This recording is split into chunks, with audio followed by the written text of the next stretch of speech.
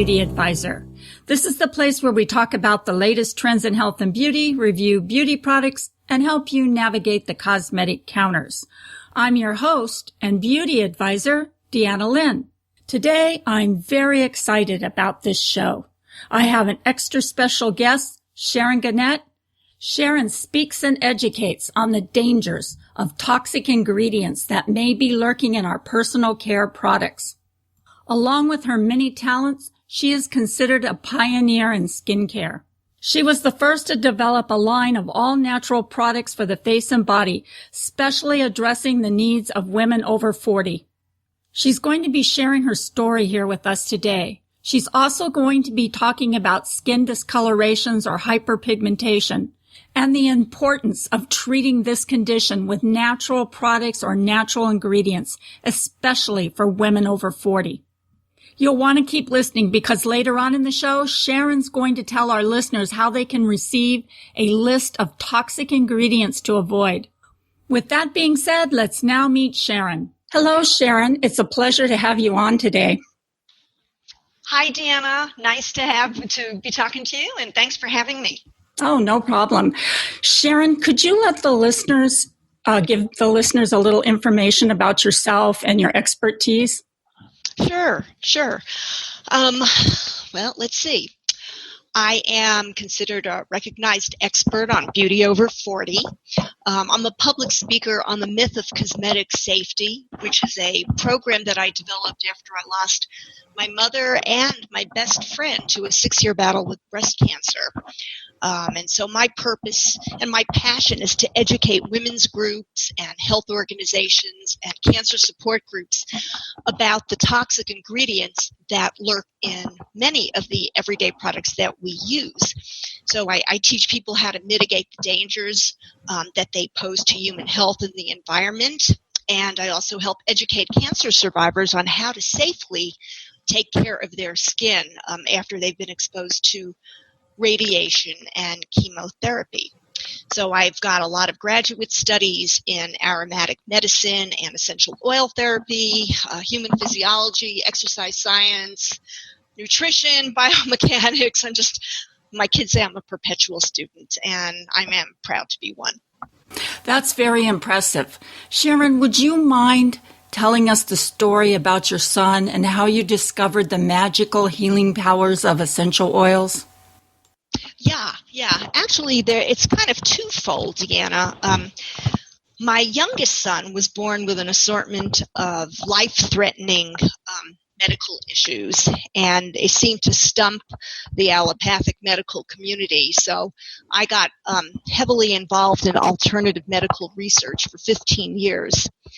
And toward the end of that time, where my son was already closer to 15 years old, my older son went on a rainforest expedition in Costa Rica. And while he was there, he was unknowingly exposed to toxic agricultural chemicals that were in the water where they went whitewater rafting. And he developed some very serious problems, including a 2nd and 3rd degree burns everywhere that his skin came in contact with this water. And, yikes. It's a mother's worst nightmare. You send your child to a summer camp and you're hoping they'll be safe. And for something like this to happen was just horrible. And so I had to try to manage things from afar and get him back to the States as soon as possible. And I consulted with 5 different medical doctors who took one look at his burns and said, this is permanent damage. He's going to be permanently disfigured.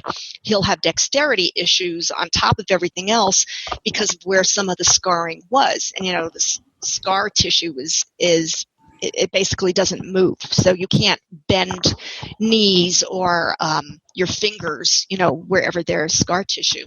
So there were a lot of problems.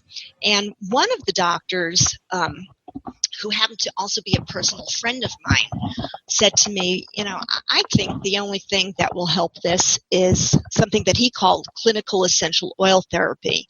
And in the 15 years that I had been doing alternative research, I had never heard of that. But as it turned out, that was the solution to the problem.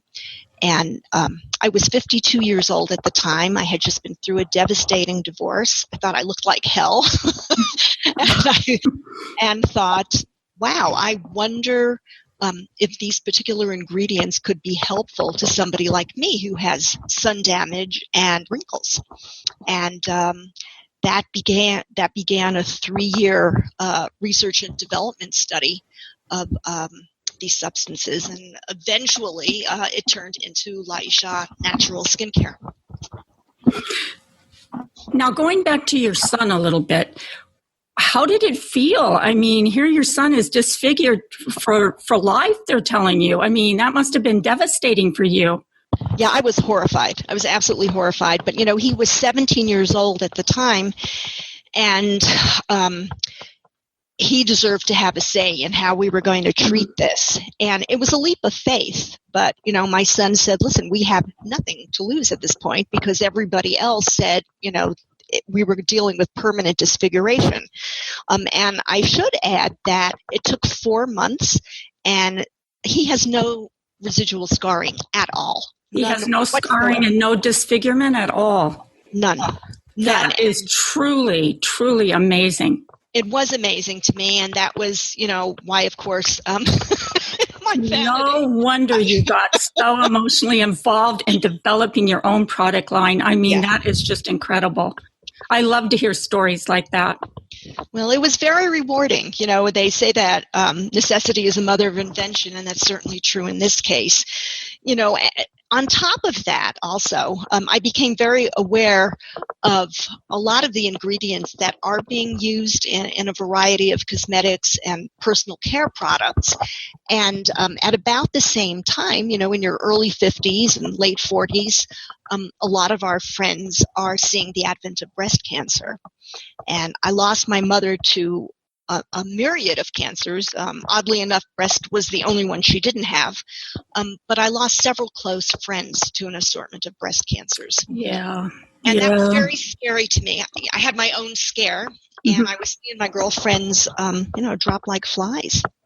So that was my other incentive to do something. Was that why you kind of gear your concentration on women over 40? I know you think it's very important for those women to use natural products. Can you tell us a little bit why you feel that way?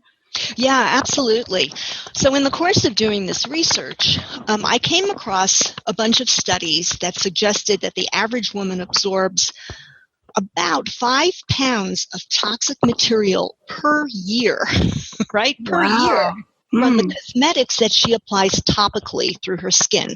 And if you have any doubt as to whether or not that's true, and if, how do we absorb things through our skin, all you have to do is think about things like nicotine patches, or hormone patches, for pregnancy control. What else? There are patches for seasickness. And so somewhere between 60 and 75% of everything that you put topically on your skin finds its way into your bloodstream.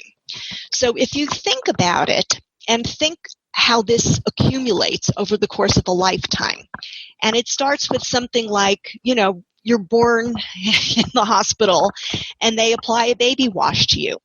Okay. It includes things like deodorants, toothpaste, colognes. And think about much of the stuff that does not degrade, that gets deposited somewhere in your body. And think about how much of this stuff has accumulated in your body by the time you're 40 or 50 years old. And that really scared me. When you take a look also at the statistics on breast and ovarian cancer, they're saying that no more than 3 to 5% of breast cancer is at this point hereditary. That's why we're seeing a whole lot more young people who are being diagnosed with it. We see women in their 20s now with breast cancer, where it used to be very rare to see somebody under the age of 60. Wow, Sharon, you have already given us some really great information today. But I would like to transition into the topic of hyperpigmentation. I know a lot of our listeners are concerned with skin discolorations or hyperpigmentation, and they would like to learn more about it. Can you explain exactly what hyperpigmentation is? Sure. So hyper, meaning an over an abundance of pigmentation. It's a common and usually harmless condition in which patches of the skin become darker in color than the surrounding skin around that, right? So this darkening occurs when there's an excess of melanin, which is a brown pigment that produces normal skin color, and it forms deposits in the skin. Now, this happens mainly from prolonged exposure, and it's cumulative as well, to UV rays from the sun. But it's also a factor of heredity. It can be the result of hormonal changes. For example, women who are pregnant develop melasma, which is the commonly known as a mask of pregnancy.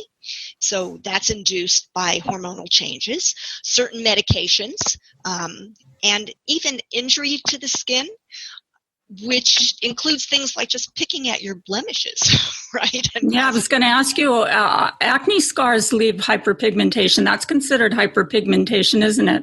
Yes, it's technically a type of post-inflammatory hyperpigmentation, so absolutely correct. Interesting. Yeah, and so other, examples of hyperpigmentation would be freckles, staining. Gorbachev had a stain, you remember, on his forehead.